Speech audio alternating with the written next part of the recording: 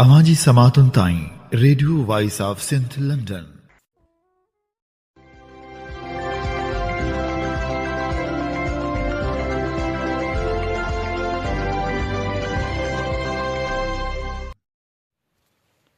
आम हीअं ॿुधी रहिया आहियो radio voice of Sindh London. अवांजी ख़िदमत में प्रोग्राम पेश कजे थो ख़बरुनि जी दुनिया। 9 मार्च 2026 सूमर जे ॾींहुं प्रोग्राम ख़बरुनि जी दुनिया साण करे आऊं अवांजी ख़िदमत में हाज़ुर आहियां पंहिंजे मेज़बान हबीब लगारी। सभ खां पहिरियां पेश करियूं था ख़ासि ख़बरूं।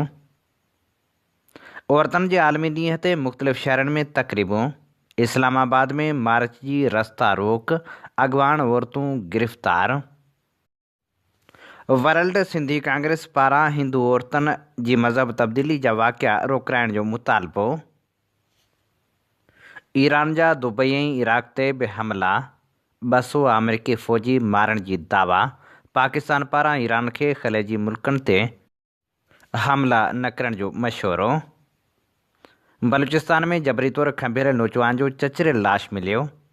ख़ैरपुर नाथन शाह में SUP जो बदअमनी ख़िलाफ़ धरणो। नौकरियूं ॾियो, पंगरियो में IBA टेस्ट ॾींदड़ उमेदवारनि जो एहतिजाज। ख़ैरपुर में पोरित महांगाई ख़िलाफ़ रोडनि ते निकिरी आया एहतिजाजी धरणो। मिरपुर माथेले में मासूम निगरी सां ज़्यादती जी कोशिश। अवामी तहरीक जो तालीमी तरबियती वर्कशॉप। STP पारां ईंदड़ महीने कराची में रथियल जलसे जे तयारियुनि जे सिलसिले में इजलास। हाणे पेश करियूं था तफ़सीली ख़बरूं। सिंध समेत मुल्क जे मुख़्तलिफ़ शहरनि में औरतुनि जे आलमी ॾिहाड़े जी मुनासिबत सां तक़रीबूं मुनक़िद कयूं वियूं, जॾहिं त एहतिजाजी रैलियूं पिणु कढियूं वियूं। इस्लामाबाद में औरत मार्च जी रस्ता रोक करे गिरफ़्तारियूं कयूं वियूं। पाकिस्तान जे गादी वारे शहर इस्लामाबाद में औरतुनि जे आलमी ॾींहं जे मौक़े ते औरत मार्च खे पुलिस रोके वरितो। दर्जने मर्द ऐं औरत समाजी कारकुननि खे गिरफ़्तार कयो वियो। सिक्योरिटी इख़्तियारियुनि 27 मर्दनि ऐं 34 औरतुनि खे हिरासत में वठण जी तस्दीक़ कई। एहतिजाजी मारे दौरान केतिरनि औरतुनि खे शहर जे सेक्टर F6 में सुपर मार्केट भरिसां हिरासत में वरितो वियो। बाद में कुझु मुज़ाहिरीन इस्लामाबाद प्रेस क्लब ॿाहिरां पहुता, जिते पिणु पुलिस जी वॾी नफ़री मौजूदु हुई, जितां औरतुनि खे गिरफ़्तार करे G7 पुलिस स्टेशन मुंतक़िल कयो वियो। ज़िले इंतिज़ामिया पारां औरत मार्च खे इजाज़तनामो ॾियण खां इनकार कयो वियो हो, जॾहिं त कलम 144 पिणु लागू कयो वियो हो। जॾहिं त औरत अॻवान फरज़ाना बारी ऐं ॿियनि खे गिरफ़्तार कयो वियो। तनज़ीम औरत मार्च तरफ़ां गिरफ़्तारियुनि जी मज़म्मत कई वई। फ़ौरी तौर ते गिरफ़्तार कारकुननि खे आज़ादु करण जो मुतालबो कयो वियो। इंसानी हक़नि जी कारकुन निशात मरियम जो चवणु हो त गुज़िरियल कुझु सालनि खां रियासती इदारनि पारां क्रैकडाउन कयो वञे थो। इज़हार जी आज़ादी खे बि महदूद कयो पियो वञे। हर साल औरत मार्च दौरान रियासती दॿाउ ॾिसण में ईंदो आहे, पर हिन साल हदूं ओरांघियूं वियूं आहिनि, जेका सूरतहाल ज़ाहिर करे थी त पाकिस्तान में औरतुनि खे अञा बि ॿिए दर्जे जो शहरी सम्झो वञे थो। औरत मार्च जी अॻवाणी कंदड़ बिरिया शाह चयो त औरत मार्च जी तारीख़ गवाह आहे त उहे हमेशह पुरमन एहतिजाज कंदियूं रहियूं आहिनि, पर हिन भेरे शिरकत कंदड़नि सां बदसलूकी कई वई। हुन मुतालबो कयो त गिरफ़्तार कयल समूरनि माण्हुनि खे फ़ौरी तौरु आज़ादु कयो वञे, जॾहिं त औरतुनि जी गिरफ़्तारी ख़िलाफ़ जेके सियासी समाजी अॻवान थाणनि ते पहुता हुआ, उन्हनि खे पिणु गिरफ़्तार कयो वियो।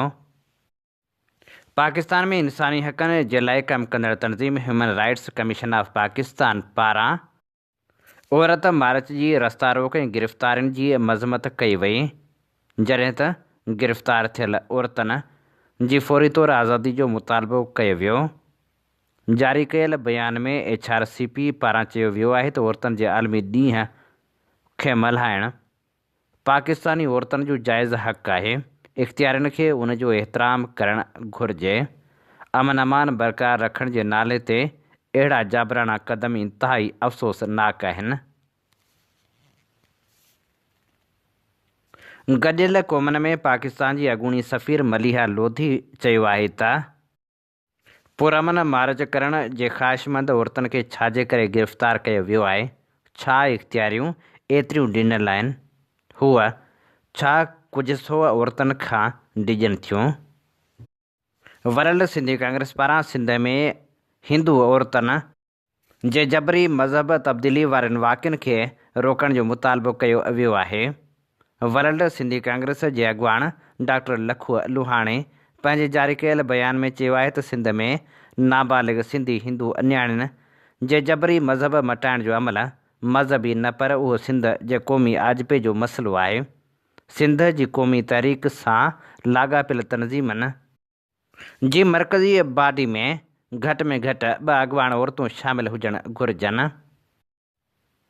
UNPO जी अॻुवाण डॉक्टर रुबीना शेख पंहिंजे जारी कयल बयान में चयो आहे त औरतुनि जो आलमी ॾींहुं सोचणु परखण ऐं हक़ीक़ी तब्दीली लाइ अज़म करण जो ॾींहुं आहे। मां सिंध ऐं दुनिया जे मुख़्तलिफ़ हिसनि में रहंदड़ सभिनी सिंधी तनज़ीमनि खे चवणु चाहियां थी त तव्हांजो आवाज़ु अहम आहे, तव्हांजी क़यादत अहम आहे ऐं तव्हांजी हिमत बि अहम आहे। सिंध जो मुस्तक़बिल अहिड़ो हुअणु घुरिजे जिते औरतूं तारीख़ जे कुंडनि ते न पर उन जे मर्कज़ में नज़र अचनि। इंसाफ़, इज़त ऐं ख़ुदि इरादियत जी जदोजहद में औरतुनि जी क़यादत खे हमेशह मरकज़ी हैसियत हासिलु हुअणु घुरिजे।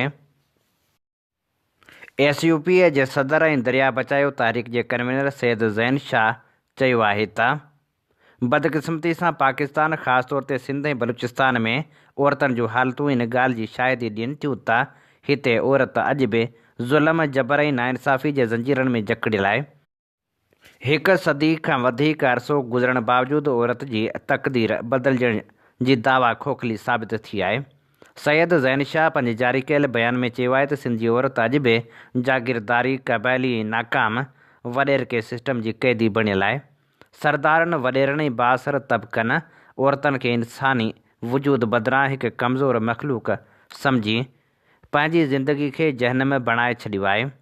सिंध जी ॿाराड़ी वारनि इलाइक़नि में औरत खे तालीम, रोज़गार, विरासत, सिहत ऐं पंहिंजी मर्ज़ी मूजिबि ज़िंदगी गुज़ारण जे बुनियादी हक़नि खां बि महरूम रखियो पियो वञे।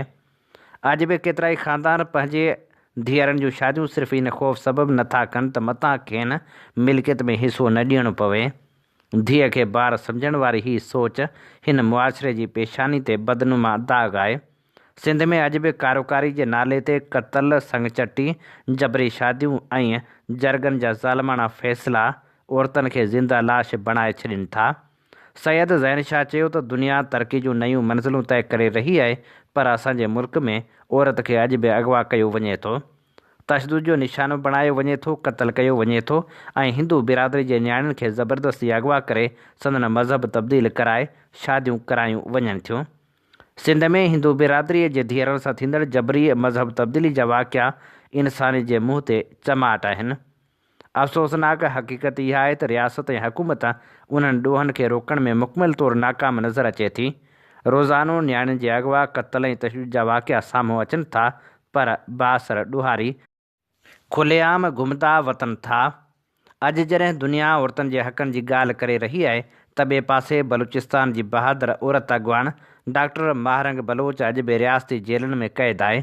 महारंग बलोच जॾहिं जबरी गुमशुदगियुनि ऐं इंसानी हक़नि जी लताड़ ख़िलाफ़ आवाज़ु उथारियो त खेसि गिरफ़्तार करे जेल में विधो वियो। अहिड़े मुल्क में जिते औरत पंहिंजे गुम थियल अज़ीज़नि लाइ आवाज़ु उथारे त खेसि जेल में विधो वञे, उते औरतुनि जे हक़नि जी दावा सिर्फ़ु ॾेखाउ आहे। हुन चयो त इहो सुवालु करणु ज़रूरी आहे त जेकॾहिं औरतुनि खे इंसाफ़ घुरण ते क़ैद कयो वञे, जेकॾहिं नियाणियुनि खे अगवा करे संदन सुञाणप खसी वञे ऐं जेकॾहिं औरतुनि खे पंहिंजे हक़नि लाइ ॻाल्हाइण ते ख़ामोश कयो वञे त पोइ उहो कहिड़ो मुआशिरो ऐं कहिड़ी रियासत आहे। सैयद ज़ैन शाह चयो त सिंध जी तारीख़ शाहिदी ॾिए थी त हिते जे औरतुनि हर सियासी, जमहूरी ऐं क़ौमी जदोजहद में मर्दनि सां गॾु कुल्हो कुल्हे में मिलाए किरदारु अदा कयो आहे, पर उन जे बावजूदि औरतुनि खे फ़ैसिला साज़ी, सियासत ऐं मईशत में बराबरि जो मक़ाम नथो ॾिनो वञे। हुन हुकूमत ते सख़्तु तनक़ीद कंदे चयो त जेकॾहिं रियासत वाक़ई मुहज़िब सॾिजणु चाहे थी त उनखे फ़ौरी तौरु औरतुनि ख़िलाफ़ु थींदड़ ॾोहनि खे रोकणो पवंदो। कारोकारी, जबरी शादियुनि, अगवा ऐं जबरी मज़हब तब्दीली ख़िलाफ़ु बिना कंहिं फ़र्क़ जे कार्रवाई करणी पवंदी ऐं औरतुनि खे विरासत, तालीम, रोज़गार ऐं सियासत में बराबरि जा हक़ ॾियणा पवंदा। सगा जी मरकज़ी क़यादत पंहिंजे बयान में चयो आहे त कंहिं बि समाज जी तरक़ी, ख़ुशहाली ऐं जमहूरी क़दरनि जी बका तॾहिं ई मुमकिन आहे जॾहिं उन समाज जे औरतुनि खे तालीम, सिहत, समाजी तहफ़ुज़ ऐं फ़ैसिले साज़ीअ जे अमल में बराबरि जा हक़ हासिल हुजनि। सिंधी समाज जी तारीख़ गवाह आहे त हिते जी औरत जदीद पेशन ऐं आला तालीम ताईं हमेशह हिकु मुतहरिक किरदारु अदा कयो आहे। हुननि चयो त हिकु पढ़ियल लिखियल औरत ई हिकु पढ़ियल लिखियल नस्ल ऐं बाशऊर मुआशिरे जी ज़मानत आहे। असांखे ऐं हुकूमत खे घुरिजे त सभिनी तबिक़नि ते ज़ोर भरियूं था औरतुनि ख़िलाफ़ु हर क़िस्म जी समाजी नाइंसाफ़ी ऐं तशदुद जे ख़ात्मे लाइ अमली क़दम खंया वञनि। सिंधी अदबी संगत शाख़ लाड़काणे पारां अॼु जी औरत ऐं असांजूं ज़िम्मेवारियूं जे उनवान हेठि मेड़ाको मुनक़िद कयो वियो, जंहिंजी सदारत नामियारी लेखिका नायाब सरकश सिंधी कई। उन मौक़े ते ख़िताब कंदे नायाब सरकश सिंधी चयो त सिंधी औरत हर दौर में बहादुरी सां पंहिंजे हक़नि लाइ विढ़ी आहे। असांजे समाज में औरत ऐं मर्द जो तफ़ावत ख़तमु थियणु घुरिजे। औरत ऐं मर्द हिक ॿिए जे वजूद जो अटूट हिसो आहिनि। समाजी क़दर तब्दील थी रहिया आहिनि, जंहिं करे औरत जे समाज में माज़ी जहिड़ी हैसियत न रही आहे। हुन वधीक चयो त मूं में हिमत ऐं हौसलो मुंहिंजे पीउ सरकश सिंधी पैदा कयो। नामियारी शाइरा ऐं औरतुनि जे हक़नि लाइ जाखोड़ींदड़ पिरह सकीना गाद ॻाल्हाईंदे चयो त ॿाराड़ी जी औरतुनि सां वधीक ज़ुल्म आहे। उते औरतूं केतिरनि ई सहूलियतुनि खां महरूम आहिनि। औरतुनि खे हर हाल में तालीम जहिड़े ज़ेवर सां आरास्ता करणु घुरिजे। नामियारी लेखिका रफ़िया बुखारी ॻाल्हाईंदे चयो त पदरी समाज औरतुनि जी ग़ुलामी जो सभ खां वॾो सबबु आहे। समाज वर्किंग औरत लाइ ॾुखियाइयूं पैदा करे थो। औरत खे समाज में घटि क़बूलियत मिले थी। फ़ैसिले साज़ी में औरतुनि खे शामिलु करण जी ज़रूरत आहे। सिंध यूनाइटेड पार्टीअ जी औरत विंग जी मरकज़ी अॻवान शीबा मुग़ल ॻाल्हाईंदे चयो त सिंध जी औरत बहादुरी जी अलामत आहे। औरतुनि जी सुजाॻी सां गॾु गॾियल जदोजहद करणु घुरिजे। पने आकिल में महर बिरादरी जे पुराणे तकरार तां औरतुनि जे आलमी ॾींहं ते औरत क़तल।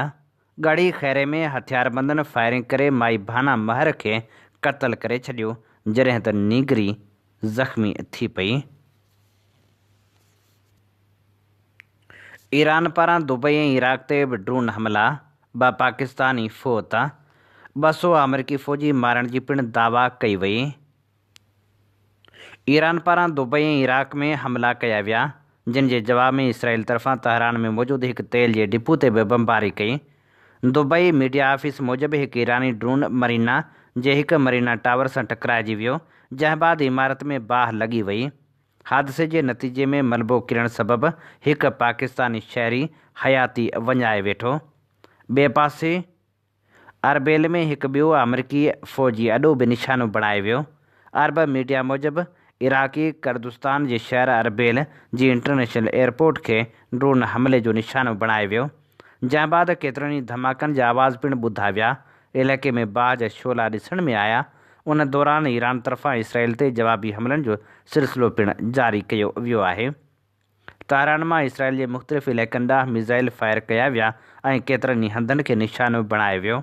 उन जे जवाब में इसराइल बि ईरान अंदरि कार्रवाई कंदे ओलह तहरान जे इलाइक़े कर्ज में वाक़िए तेल जे डिपो ते बि हमिलो कयो। जॾहिं त ॿिए पासे ईरान ऐं अमरीका इसराइल विच में वधंदड़ तकरार, ख़लेजी इलाइक़नि में तेज़ी सां तब्दील थींदड़ सूरतहाल जे तनाज़ुर में पाकिस्तान सिफ़ारती सरगर्मियूं तेज़ करे छॾियूं आहिनि। इलाइक़े जे मुल्कनि सां राब्ता वधाए छॾिया आहिनि। सरकारी सिफ़ारती ज़रीअनि मूजिबि इस्लामाबाद ईरान खे ख़बरदार कयो आहे त ख़लेजी मुल्कनि ते कंहिं बि क़िस्म जा हमला करण खां पासो कयो वञे, छो त अहिड़ा क़दम तकरार खे वधीक वधाए सघनि था। नायब वज़ीर अज़म ऐं परॾेही वज़ीर इसहाक़ डार ईरान जे परॾेही वज़ीर सैयद अब्बास इराक़ची सां टेलीफ़ोन ते राबितो कयो। ॻाल्हि ॿोल दौरान हुन इलाइक़े में बिगड़जंदड़ सूरत हाल ते ॻणती ज़ाहिर कंदे इन ॻाल्हि ते ज़ोर ॾिनो त जेकॾहिं ईरान ख़लीजी मुल्कनि ते हमला करे थो त तकरार ख़तरे सां वधीक वधंदा, आॻी ग़ैर मुस्तहकम इलाइक़ो वधीक बुरान जो शिकार थी सघे थो। बलूचिस्तान में जबरी तौर खंबे गुम कयल माण्हुनि खे क़त्ल करे संदन लाश उछलाइण वारो सिलसिलो रुकिजी नाहे सघियो। पंजगोर वारे इलाइक़े मां वधीक हिकु ॼणे जी लाश हथु आई।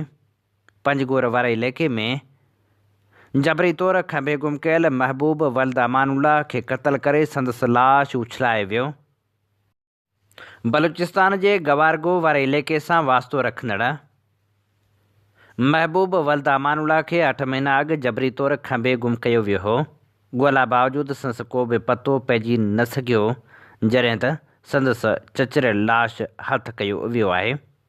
बलोच यकजहती कमेटी पारां पंजगोर जे मुख़्तलिफ़ इलाइक़नि में गुज़िरियल कुझु ॾींहंनि दौरान अदालत खां मथां क़त्ल वारनि वाक़िअनि जी मज़मत कंदे इंसानी हक़नि जे तनज़ीमनि खां नोटिस वठण जो मुतालबो कयो आहे,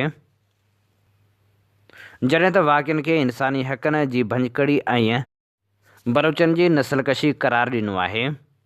बलोच यकजहती कमेटी पारां जारी कयल बयान में चयो वियो आहे त 6 मार्च 2026 ते पंजगोर जे इलाइक़े कोह सब्ज़ में पाकिस्तानी फ़ोर्स जे एहलकारनि हथां हमल हसनीअ खे क़त्ल कयो वियो। हमल हिकु वकील हो जंहिंखे बेदर्दी सां क़त्ल कयो वियो।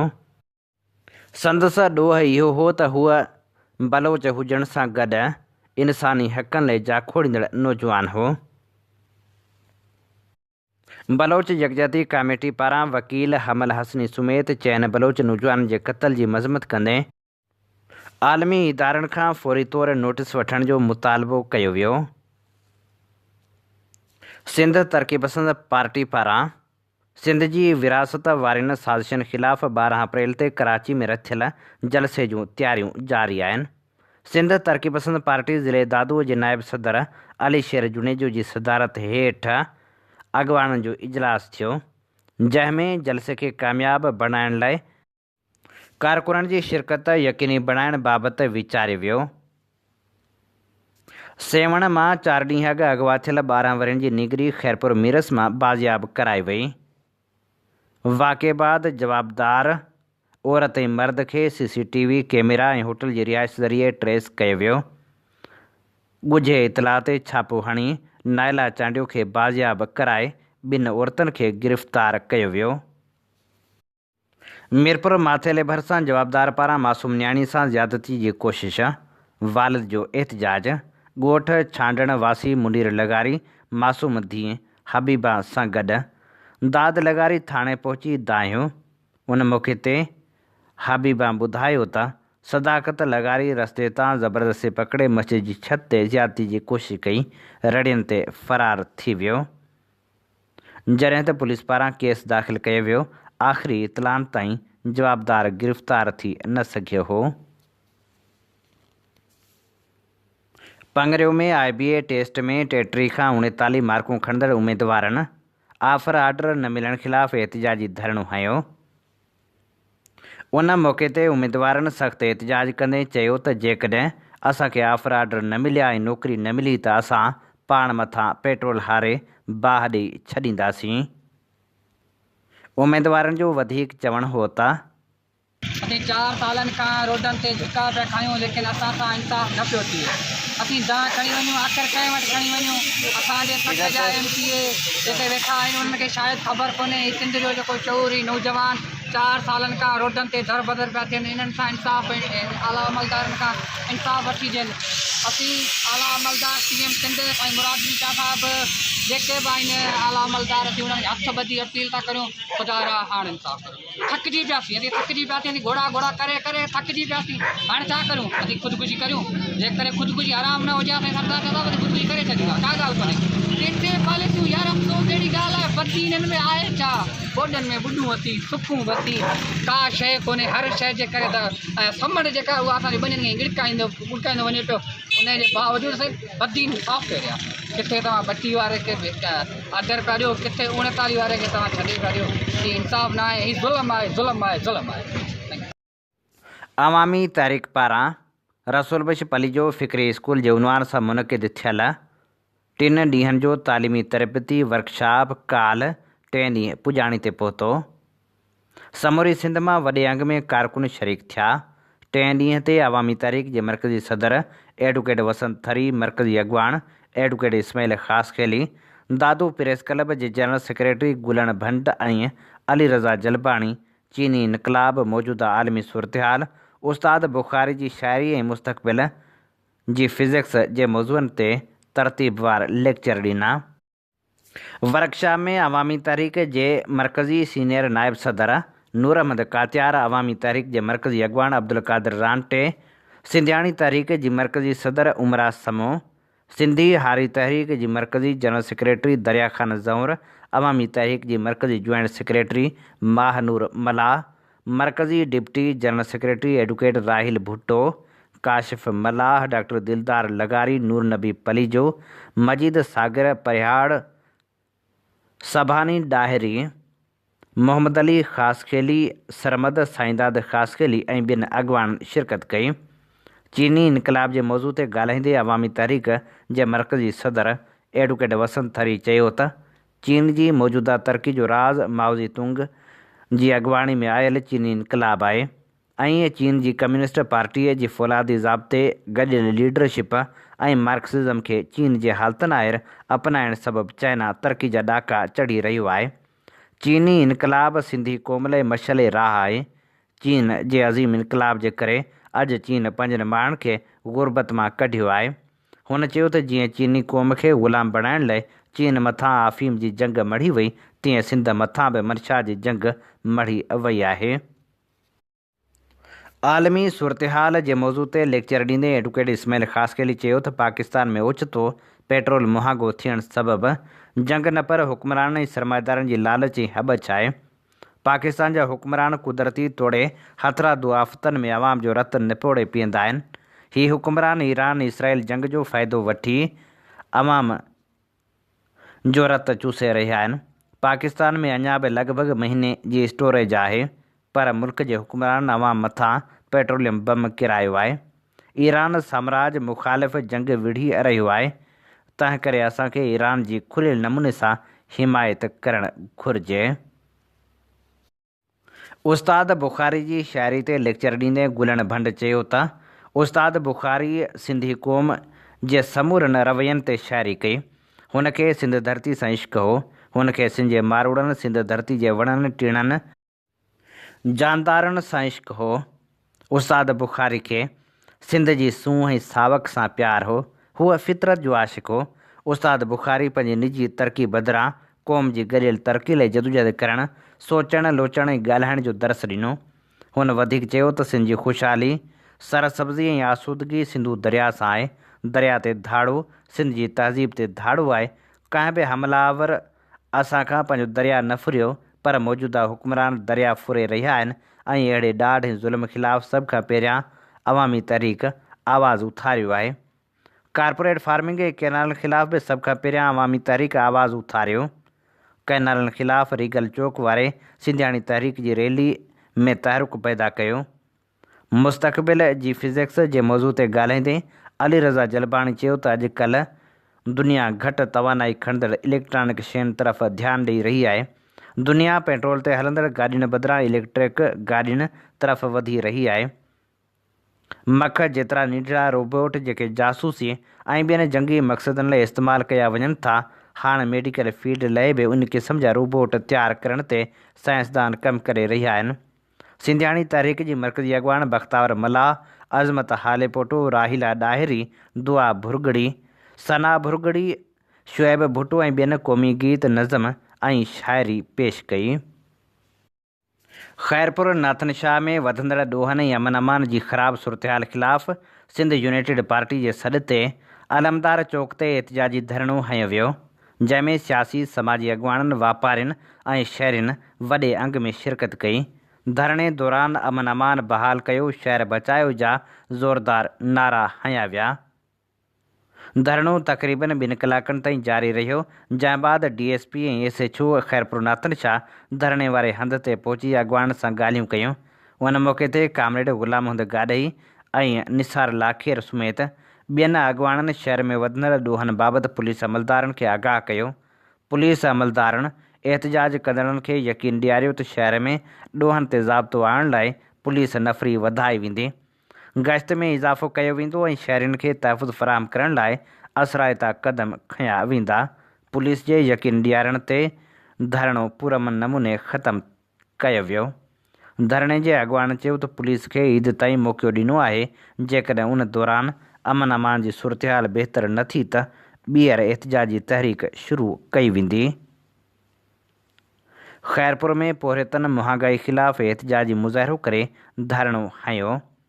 एहतजाजी धरणे जी अॻुवाणी कामरेड शहबाज़ फिलपोटो, फ़क़ीर अब्दुल वहाब शेख, ग़ुलाम हुसैन फातिह मीराणी, फ़याज़ सुमरो, मीर ख़ान नारेजो, मजीद बलोच ऐं ॿिया करे रहिया हुआ।